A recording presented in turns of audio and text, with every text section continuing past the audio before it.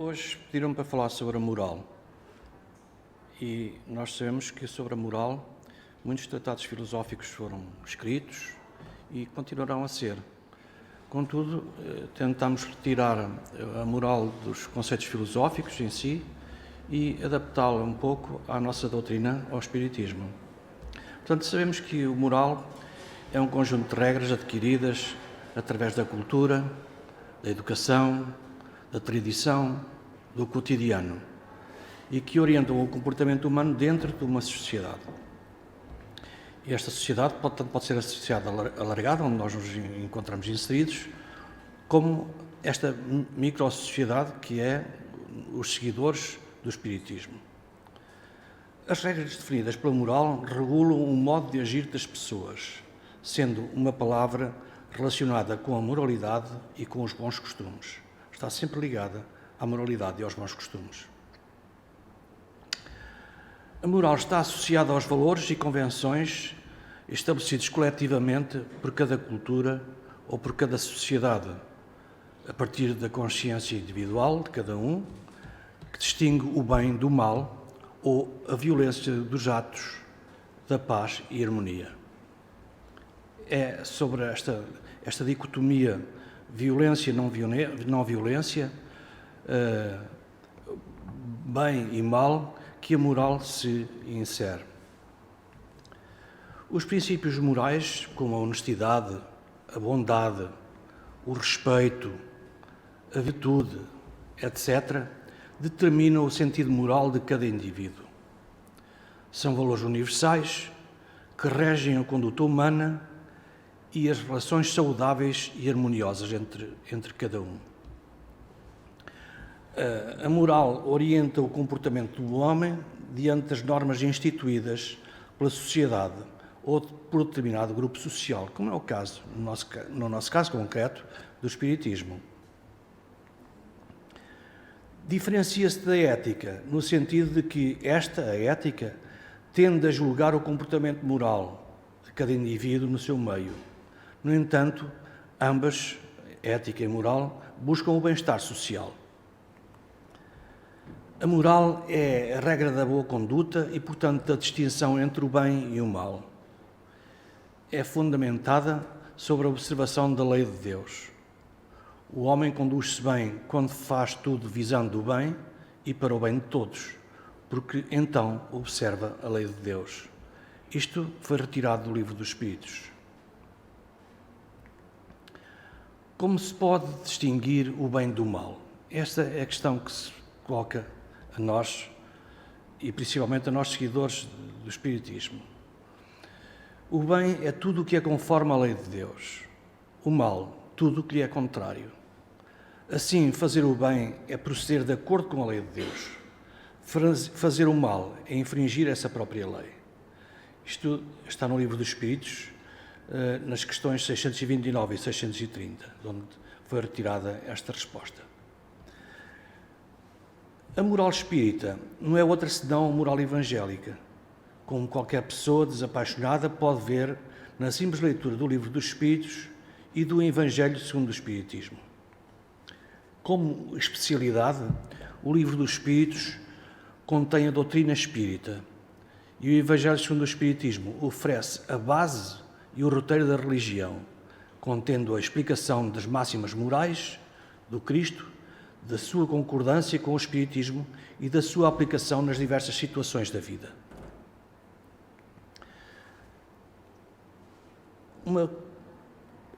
Uma situação importante que será de realçar é a renovação moral. E pode-se dizer que é no Espiritismo o ato pelo qual a criatura humana, ao tomar consciência da sua realidade interior e das suas consequências, adota a iniciativa de modificá-la sempre para melhor, para que as suas atitudes passem a ser um efeito virtuoso de tal maneira. Para isso, adotam-se métodos que são da autocrítica, à vigilância de sentimentos, pensamentos e atitudes, da fé raciocinada à prática das virtudes e renúncias contrárias ao sentimento que se quer alterar. É claro que nós, no Espiritismo, defendemos a fé raciocinada e não a fé cega, e é um convite, do autor a relacionarmos este tema com a moral. Fazendo um pequeno parênteses, falando de virtude e parafraseando Divaldo Pereira Franco, podemos dizer que a virtude, no mais alto grau, é o conjunto de todas as qualidades essenciais que constituem o homem de bem.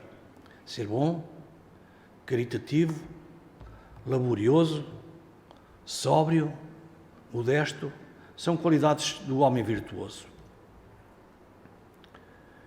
Infelizmente, quase sempre as acompanham pequenas enfermidades morais que as desormam e atenuam. Não é virtuoso aquele que faz a ostentação da sua virtude, pois que lhe falta a qualidade principal, a modéstia, e tem o vício que mais se lhe opõe, o orgulho. A virtude verdadeiramente digna desse nome não gosta de estadiar-se. Adivinham-na ela, porém, oculta-se na obscuridade e foge à admiração das massas. Isto está inscrito no Evangelho segundo o Espiritismo, capítulo 18, item 8. Semelhante à renovação, é o fim essencial e exclusivo do Espiritismo. Segundo o item 292 do Livro dos Médios, tal definição também é reafirmada no item 303 do mesmo livro, ao declarar que o objetivo da doutrina espírita é o aperfeiçoamento moral da humanidade. A virtude verdadeiramente digna desse nome não gosta de estadiar-se, adivinham-na, ela porém oculta-se na obscuridade, foge à admiração das massas. A moralização do adepto do espiritismo dá-se num primeiro momento pela certeza da sua sobrevivência da alma e pela consequente valorização da vida espiritual futura e de suas recompensas, passando em seguida pela realização do preceito socrático. Este conceito socrático diz-nos: conhece-te a ti mesmo. E finalizando pela prática do bem, que é a tónica de todo o livro do Evangelho segundo o Espiritismo, vivência esta que está condensada na máxima: fora da caridade não há salvação. No Livro dos Espíritos, no capítulo Conhecimento de Si Mesmo, à pergunta 919, Allan Kardec questiona os espíritos: qual o meio prático mais eficaz que tem o homem de se melhorar nesta vida e de resistir à atração do mal? E a resposta vem: um sábio da antiguidade vos disse, conhece-te a ti mesmo. São palavras de Santo Agostinho. Allan Kardec, profundo conhecedor das deficiências humanas, investiga mais a fundo no desdobramento da questão anterior e coloca nova questão. Conhecemos toda a sabedoria desta máxima, porém a dificuldade está precisamente em cada um conhecer-se a si mesmo.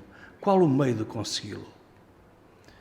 Fazei o que eu fazia quando vivi na terra, isto diz-nos Santo Agostinho. Ao fim do dia interrogava a minha consciência, passava revista ao que fizera e perguntava a mim mesmo se não faltara algum dever, se alguém tivera motivo para de mim se queixar. Esta é a autocrítica, a autorreflexão que nós devemos fazer. Santo Agostinho explica que o autoconhecimento é uma prática diária, onde é possível questionar a própria consciência o que de proveitoso realizamos durante aquele dia e, principalmente, quais foram as ações negativas praticadas contra nós e nossos semelhantes. Desta forma, passamos a conhecer nossos erros, permitindo-nos iniciar a reforma íntima, o nosso aperfeiçoamento moral. A renovação moral, também conhecida por reforma íntima, baseia-se na lei do progresso, a que tudo está sujeito, mas que na condição humana sofre o concurso da razão e do livre-arbítrio, faculdades estas que dão ao homem o poder de acelerar ou retardar o seu progresso pelas escolhas feitas, certas ou equivocadas, dentro do seu atual nível de consciência.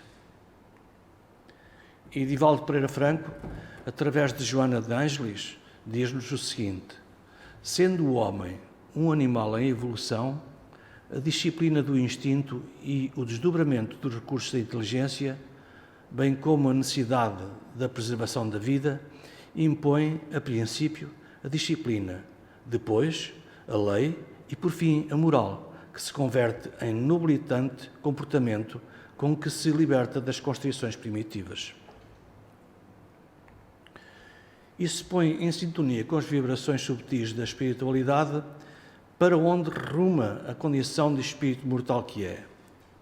E o tema moral impõe uma pequena abordagem à filosofia. A história da filosofia é uma constante busca de uma concepção otimista do mundo, e nesse capítulo a moral é relevante para o indivíduo. Assim, Kant acha que a moral não deve ser construída através dos exemplos, da tradição, da disciplina, mas de acordo com as máximas, os princípios. Daí a sua célebre frase: age de maneira tal que a máxima da tua ação sempre possa valer como princípio de uma lei universal. Ao buscar fundamentar a razão, os princípios gerais da ação humana, Kant elaborou as bases de toda a ética moderna. Segundo este filósofo, o indivíduo deve agir e ser responsável pelos seus atos, mas só poderá sê-lo se proceder segundo os princípios e não segundo uma norma externa. Não somos responsáveis pela circunstância. Ao contrário, somos responsáveis pela resposta que dermos diante dessa circunstância, porque a resposta depende da nossa formação ética e moral. E se os princípios que nortearam as nossas ações tiverem uma dimensão universal, tanto melhor. A educação moral deve ter um aspecto técnico e um aspecto criativo. A técnica dá-nos a conhecer certas regras, certos procedimentos, certos mecanismos. A parte criativa pertence ao sujeito. Se não, vejamos. O que faz um professor de arte? Ele ensina certas técnicas. No caso da pintura, por exemplo, como se deve segurar o pincel, como se misturam as tintas, etc. A pintura em si mesmo pertence ao aluno que, se tiver um dom para a pintura, produzirá maravilhas. Aquele outro que não tiver esse dom especial fará muitos rabiscos na tela, mas não produzirá obras de arte. O mesmo raciocínio se pode aplicar ao orador. Ele poderá fazer leituras, frequentar cursos de oratória, aprender todas as técnicas e ainda assim não se tornar um grande orador, porque não tinha essas qualidades no seu interior. A educação moral deve ater-se às incertezas da vida. Como dissemos anteriormente, não deve basear-se em normas pré-estabelecidas, mas criar condições para que o educando saiba agir por si mesmo de uma forma racional, em quaisquer circunstâncias em que for colocado. A aprendizagem de uma norma não pode ser somente para uma circunstância interna, mas deve ser utilizada também externamente. Não se deve responder automaticamente, mas de forma raciocinada, de acordo com o meio em que nos encontramos. E as situações são sempre novas, pois as pessoas mudam, as avaliações mudam e nós também mudamos. Em matéria de comportamento moral, consideremos sempre que como eternos aprendizes. Há que se estar sempre estimulando a força da vontade, pois são muitos os deslizes da nossa conduta. Em Inglaterra há um monitoramento pelas câmaras de televisão e altifalantes instalados nas ruas. Na cabine, o guarda vê o que se passa e transmite uma ordem. Por exemplo, uma pessoa tira um papel para o chão. A voz diz: pegue o papel e coloque-o no caixote do lixo mais próximo. A pessoa gesticula: é comigo? A voz diz: sim. Depois disso, vemos a depositar o papel no caixote do lixo mais próximo. O monitoramento externo deveria ser um estímulo ao nosso monitoramento interno. Se sabemos que não se deve atirar um papel para o chão, deveríamos fazer um esforço para segurá-lo e pô-lo na lixeira mais próxima. O mais importante é que isso faça parte do nosso projeto de vida e não simplesmente uma ação causada pelo medo, pela repreensão, como aconteceu no caso anterior. O fato citado poderia servir como exemplo da reelaboração teórica ou prática dos referenciais que regem a nossa ação espontânea. O Espiritismo tem muito a contribuir com a educação moral do indivíduo. Basta estudarmos as leis morais, como seja a adoração, o trabalho, a reprodução, a conservação, a destruição, a sociedade, o progresso, a igualdade, a liberdade, enfim, a justiça, o amor e a caridade, contidas no Livro dos Espíritos. Essas mesmas leis podem ser complementadas pelas explicações dadas pelos Espíritos superiores no Evangelho segundo o Espiritismo. No caso do Evangelho segundo o Espiritismo, há um toque de Jesus Cristo, o nosso Mestre Maior. Os seus ensinamentos e os seus exemplos devem fazer parte das nossas reflexões, para que possamos melhorar a nossa conduta em sociedade. Lembremos-nos de que Aristóteles já havia dito que o ser humano é um animal social e deve viver em sociedade. Allan Kardec, quando codificou o Espiritismo, deixou claro que não tinha inventado nada, apenas organizou, coordenou, baseado num método teórico-experimental e secundado pelos espíritos de luz os conhecimentos que estavam espalhados pelo mundo. Nesse sentido, o Espiritismo não tem dogmas, não faz proselitismo e tampouco prescreve ações padronizadas para os seus seguidores. Simplesmente aponta aos problemas enfrentados pelos seres humanos e lança uma luz sobre eles. E por esta razão é denominado o Consolador Prometido. Noutros termos, podemos agir de maneira que quisermos, temos total liberdade. Os Espíritos, porém, nos alertam: se seguir esse caminho, terá estas consequências. Se seguir aquele, terá outras consequências. E aquele que pratica o bem terá como consequência a liberdade. Aquele que pratica o mal terá como consequência a escravidão. De modo que somos o resultado do que pensamos e agimos. Não há privilégios, não há jeitinhos para ninguém. Seremos julgados pelo bem ou pelo mal que fizermos aos outros. É prudente refletirmos sobre os ensinamentos contidos, principalmente das obras básicas do Espiritismo, como é o caso do Livro dos Espíritos, o Evangelho segundo o Espiritismo, o Livro dos Médiuns, o Céu e o Inferno, a Gênese.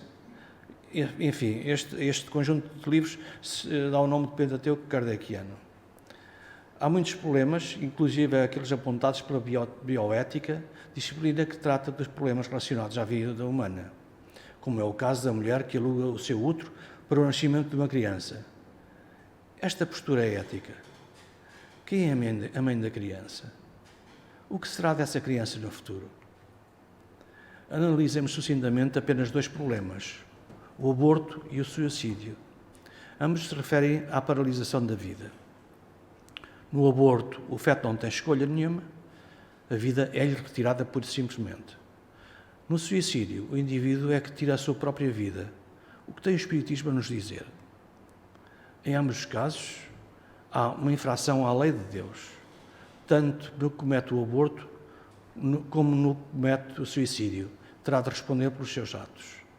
Em se tratando do aborto, a doutrina espírita fala em crime. As consequências podem vir em futuras encarnações. Quantos casais querem ter filhos e a mulher não consegue engravidar? Em se tratando de suicídio mesmo, levando-se em conta os atenuantes e os agravantes, o infrator deverá sofrer as consequências, inclusive com a perda do seu livre-arbítrio. A última questão do Livro dos Espíritos, questão 1019, Allan Kardec questiona os espíritos da seguinte maneira: será que o reinado do bem nunca terá lugar na Terra? E a resposta dos espíritos é a seguinte: o bem reinará na Terra quando, entre os espíritos que a veem habitar, predominarem os bons. Então farão com que aí reinem o amor e a justiça, fontes do bem e da felicidade. É, pois, através do progresso moral e praticando as leis de Deus que o homem atrairá para a terra os bons espíritos e dela afastará os maus. Estes, porém, não se deixarão senão quando daí estiverem banidos o orgulho e o egoísmo. São palavras de Frei Luís. No livro A Gênese de Allan Kardec, no capítulo 18, são chegados os tempos de acordo com o item 19. Somente o progresso moral pode assegurar aos seus homens a felicidade na terra, referindo as paixões más. Somente esse progresso pode fazer que entre homens reinem em concórdia, a paz e a fraternidade. A geração que desaparece levará consigo seus erros e prejuízos.